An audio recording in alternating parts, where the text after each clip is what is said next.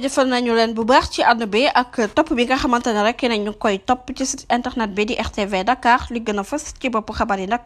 dañu koy do rek gaal gi nga xamante ne rek daal dinay toj ci waaxi Mbuur yi nag kii di Pape Diouf daal dina ci addu rek moom nag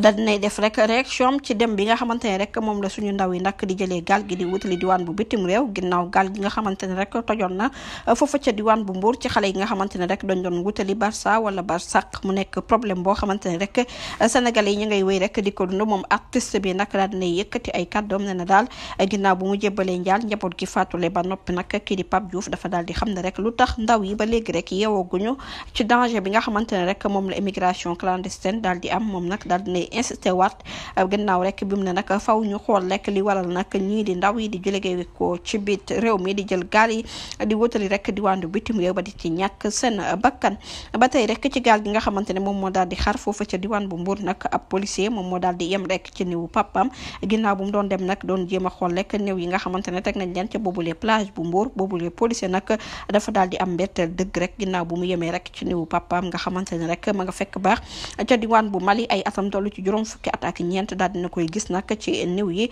mu nekk nag mbir mu doy waar boo xamante ne rek daal dinay am bu ñu sukkandikoo ci source a mi joxe boobule xibaar jamono ji ñuy wax nag ñi nga xamante ne rek ñoom ñoo ñàkk seen bakkan ci boobule gaal nga xamante ne toj na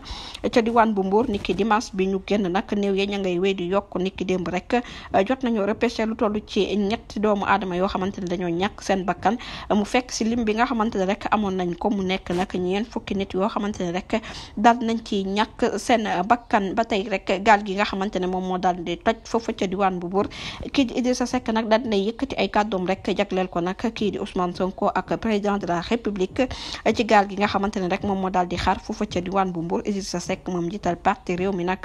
ma ngay sàkku rek ci gouvernement bi ñu daal di jël nag ay mesures yu mucc ayib bu ko defee rek ñu mën a xeex nag mbir mu nu mel ginnaaw bu mu yëkkatee kàddoom jébbal njaal njaboot gi nga xamante ne rek ñoom ñoo daal di faatule nee na nag Sénégal jamono ji nag daal di nay dund nag période bu métti métti ginnaaw accident yu bëri yi nga xamante ne rek nemmeeku nañ ko nag ci biir réew mi ñu daal di ci yokk nag gaal gi nga xamante ne rek moom moo daal di toj kii di président de la République nag son excellence faw rek mu daal di ciy jël ay responsabilité bu ko defee rek mu daal di xool ñi nga xamante ne rek ñoom ñooy responsable mbir mu nu mel nag moom nag daa ko daal di fësal lekk ci ab communiqué boo xamante ne suñu nattangooy Seneweb ñoom ñoo ko daal di xamle jërë ngeen jëf ci ànd bi bu leen fàttee abonné bés cloche de notification yi ngir mun a am yeneen i xibaar